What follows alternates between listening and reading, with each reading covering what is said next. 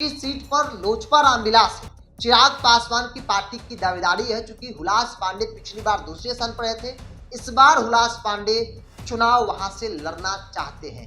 जातीय समीकरण के हिसाब से मजबूत है और शंभू यादव ही चुनाव लड़ेंगे ऐसा माना जा रहा है। क्योंकि शंभू यादव लालू फैमिली के करीबी माने जाते हैं। हुलास पांडे भी एक मजबूत दावेदार है, लेकिन इस बात से इनकार नहीं किया सकता है कि भाजपा के पास मजबूत उम्मीदवार नहीं है। भूमिहार समाज से आते हैं, ये भी एक भाजपा के अंदर दावेदार है। इसके अलावा डॉक्टर सत्यप्रकाश तिवारी भी हैं, ये भी भूमिहार समाज से आते हैं। राष्ट्रीय जनता दल आरजेडी वाकई में यहाँ पर मजबूत है और यही बड़ी वजह है कि आरजेडी यादव, जो आरजेडी का कैडर एमवाई, मुस्लिम तो देख लिया 4%, यादव यहाँ पर 25 से 27% है। 40,000 वोट हुलास पांडे को मिले थे। दूसरे स्थान पर आरजेडी का एक मजबूत किला भी ब्रह्मपुर माना जाता है। हुलास पांडे जो आज की तारीख में एनडीए में है, लोजपा एनडीए में है, चिराग पासवान का एनडीए में है, उनको 39,000 कुछ वोट मिले थे। मतलब मान लीजिए 40,000 वोट मिले। अकेले जात में अगर किसी जात की सबसे बड़ी आबादी यहाँ पर है तो वो यादवों की है। विधानसभा के सीरीज में आज बात एक ऐसे विधानसभा क्षेत्र की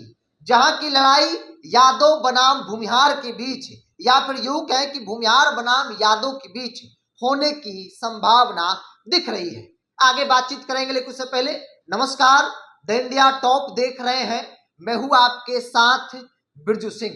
विधानसभा के सीरीज में अलग अलग वीडियो में अलग अलग विधानसभा क्षेत्र के विगत चुनावी परिणाम, वहां विधायक जी के कामकाज को लेकर राजनीतिक तौर पर उनके बारे में क्या चर्चा हो रही है, अलग अलग दलों की दावेदारी, किनके पास कितना मजबूत दावेदार है, जातीय समीकरण, तमाम बातों को लेकर हम आपके बीच हाजिर होते हैं। और इसी कड़ी में आज बात करेंगे बक्सर के ब्रह्मपुर विधानसभा क्षेत्र की, जहां से विधायक हैं आरजेडी के शंभूनाथ यादव।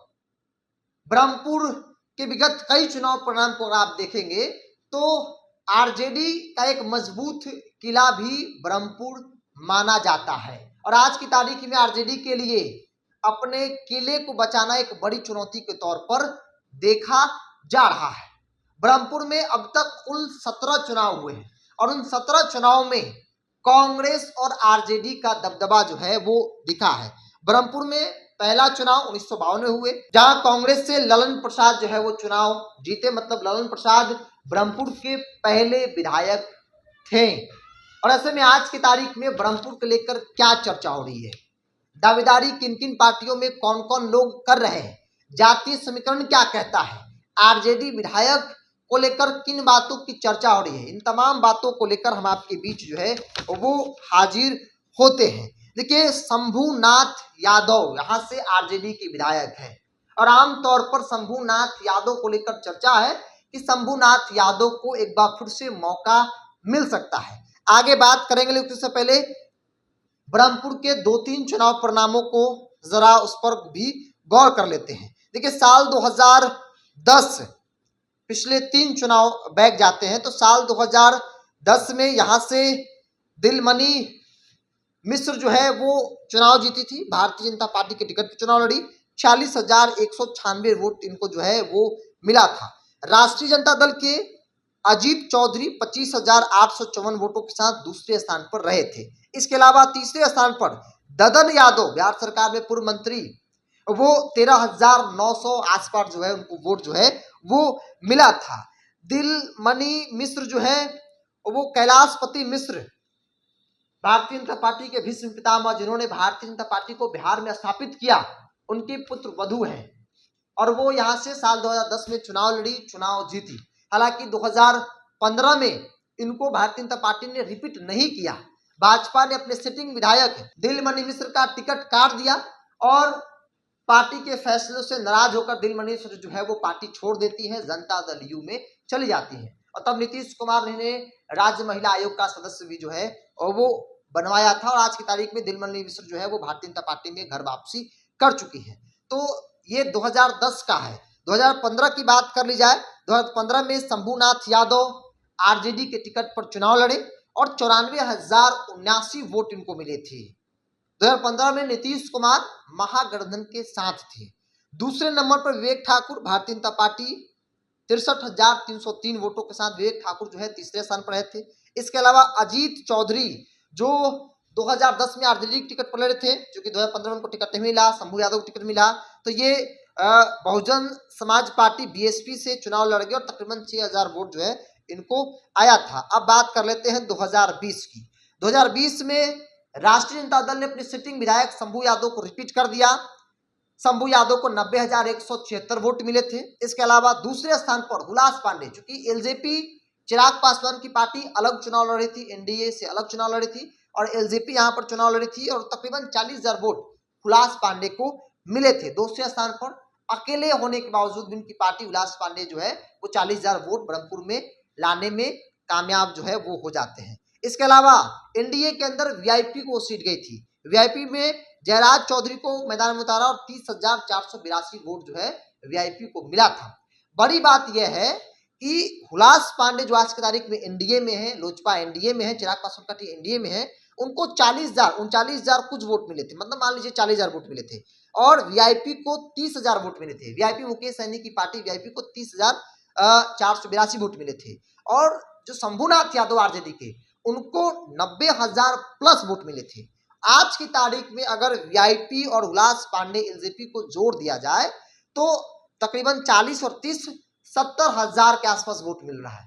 मतलब राष्ट्रीय जनता दल आरजेडी वाकई में यहां पर मजबूत है और यही बड़ी वजह है कि आरजेडी का एक मजबूत किला ब्रह्मपुर माना जाता है, जबकि यहां पर सवर्णों की आबादी बहुत बड़ी है, भूमिहार की ठीक ठाक मजबूत आबादी है। हालांकि यादव भी यहाँ पर कम नहीं है। यही कारण है कि शंभूनाथ यादव आरजेडी यहाँ पर मजबूत स्थिति में जो है वो देखने को मिल रहा है। अब बात कर लेते हैं हम यहाँ के जातीय समीकरण, लेकिन उससे पहले दावेदारों की। हालांकि दावेदार की पहले बात कर लेंगे तो फिर जात समीकरण को समझना थोड़ा जो है वो अटपटा होगा, आपको समझने में थोड़ा दिक्कत होगी, इसलिए जातीय समीकरण की पहले बात करते हैं। जातीय समीकरण कहता है कि ब्रह्मपुर में शेड्यूल कास्ट एससी की आबादी 11.95% है, एसटी की आबादी जो है 2.34% है, मुस्लिम यहाँ पर बहुत बड़ी आबादी है, जो एम और वाई जो कहा जाता है, एम यहाँ पर बहुत बड़ी भूमिका एम की नहीं है, वाई है, एम जो है यहाँ पर 4.4% है। हालांकि 4.4% आबादी बहुत कम आबादी नहीं होता है।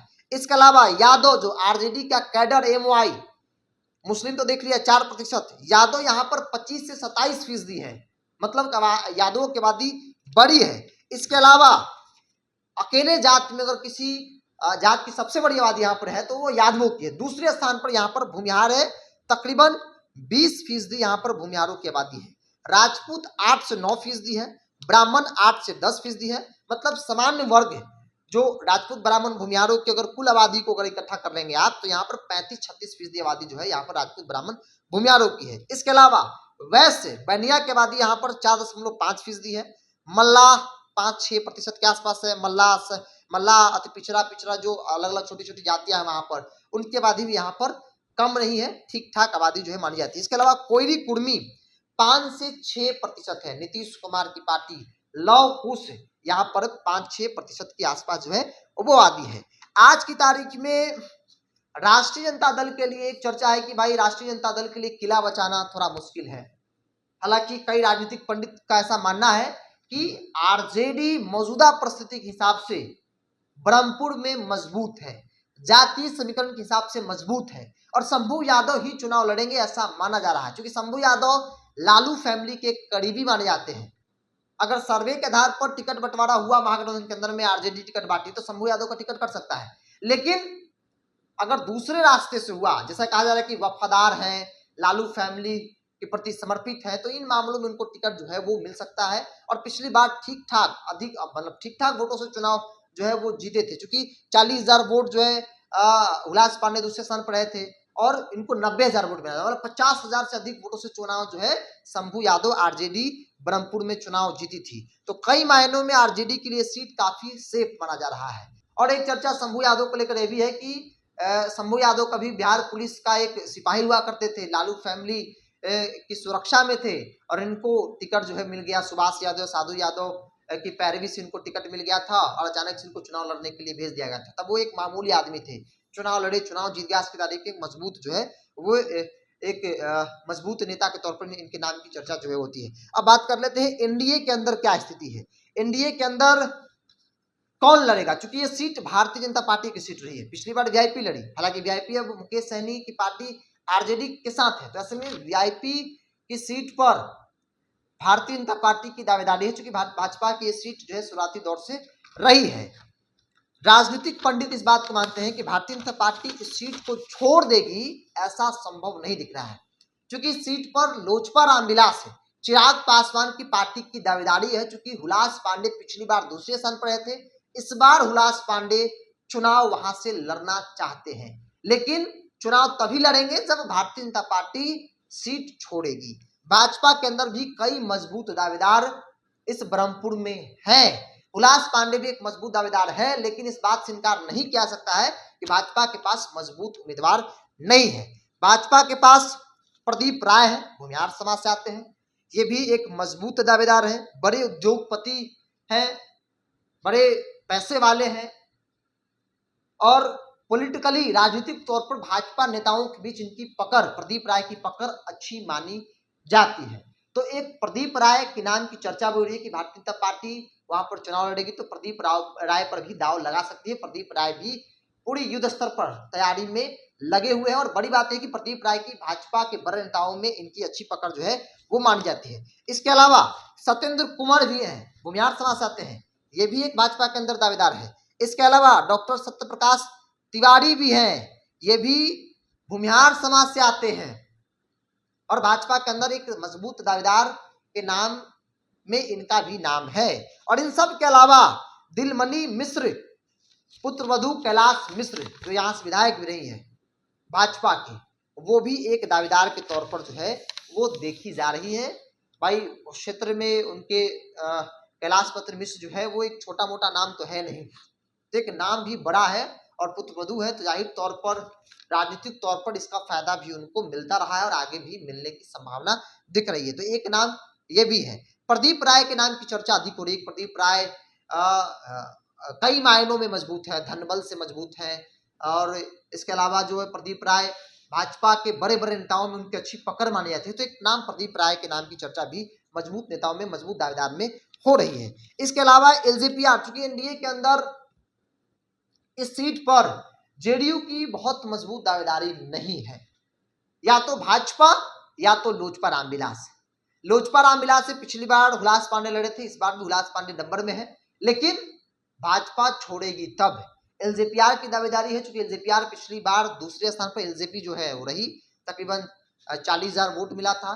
तो हुलास पांडे भी एक मजबूत दावेदार के तौर पर वहां पर देखे जा रहे हैं। हुलास पांडे भी भूमिहार समाज से आते हैं और उस क्षेत्र से एमएलसी भी रहे हैं, तो राजनीतिक तौर पर कमजोर भी हुलास पांडे नहीं है और इसीलिए हुलास पांडे के नाम की चर्चा भी हो रही है। इसके अलावा जनसुराज पर भी सबकी नजर है कि जनसुराज क्या करेगा, जनसुराज किसका गेम बिगाड़ेगा, क्योंकि जनसुराज का जो नेता वहां पर घूम रहा है, डुमराव महाराज के जो पोते हैं युवराज जी, वो मैदान में लगे हुए हैं। डुमराव महाराज वहां के प्रथम एमपी, डुमराव महाराज का नाम अपने आप में बड़ा नाम है, तो उनके पोता युवराज भी वहां पर जनसुराज से लगे हुए हैं। बीते दिन प्रशांत किशोर गए थे तो भव्य कार्यक्रम उनके लिए उन्होंने किया था। राजपूत समाज से आते हैं, राजपूतों की भी वहां पर 7-8% जो है वो आबादी है। और अगर प्रशांत किशोर राजपूत पर दाव लगाएंगे, डुमराव महाराज के पोते पर दाव लगाएंगे, तो जाहिर तौर पर डुमराव महाराज के नाम पर, चूंकि महाराजा राजा फैमिली से आते हैं, तो एक सहानुभूति राजपूतों को गुलबंद कर सकते हैं और अगर राजपूत गुलबंद हुआ तो जाहिर तौर पर एनडीए के परिणाम पर भी असर जो है वो पड़ सकता है। इसलिए अगर डुमराव महाराज के पोते पर जनसुराज दाव लगाती है तो एनडीए वहां पर भाजपा लड़े या फिर लोजपा रामविलास लड़े, वो जरूर कमजोर जो है वो हो सकता है। तो आमतौर पर जिन बातों की चर्चा राजनीतिक तौर पर हो रही है, इन तमाम बातों को लेकर हम आपके बीच आए। जातीय समीकरण भी आपको बताया। एनडीए के अंदर लोजपा रामविलास, हुलास पांडे की दावेदारी है। इसके अलावा भारतीय जनता पार्टी से प्रदीप राय एक मजबूत दावेदार है, सत्येंद्र कुमार मजबूत दावेदार है। इसके अलावा डॉक्टर सत्यप्रकाश तिवारी मजबूत दावेदार है, दिलमणि मिश्र वो भी एक दावेदार के तौर पर देखी जा रही है। डुमराव महाराज के पोते जो है युवराज, वो भी जनसुराज के मजबूत दावेदार के तौर पर जो है वो देखे जा रहे हैं। शंभूनाथ यादव का टिकट नहीं कटेगा, ऐसा माना जा रहा है। लालू परिवार के प्रति वफादारी, लालू परिवार के प्रति जो घनिष्ठता है, ऐसा माना जा रहा है कि ये घनिष्ठता उनको एक बार फिर से टिकट जो है वो दिलवा देगी और टिकट मिल जाएगी। इस बात की संभावना इसलिए अधिक दिख रही है क्योंकि पिछली बार वो भारी वोट के अंतर से चुनाव जीते थे। 50,000 से अधिक वोट से चुनाव जीतना ये कोई मामूली बात नहीं है, इसलिए माना जा रहा है कि एक बार फिर से उन पर दांव लगाया जा सकता है। बहरहाल इन तमाम बातों को लेकर आप क्या मानते हैं? जो जानकारी हमने आपके साथ साझा किया है उसको लेकर कोई शिकायत, कोई सुझाव अगर आप देना चाहते हैं, अगर आपको लगे कि कोई जानकारी छूट गया, तो आप स्क्रीन पर चल रहे नंबर के माध्यम से, व्हाट्सएप के माध्यम से आप हम तक वो जानकारी साझा कर सकते हैं। बहरहाल इस पूरी रिपोर्ट में इतना ही। बहुत बहुत धन्यवाद।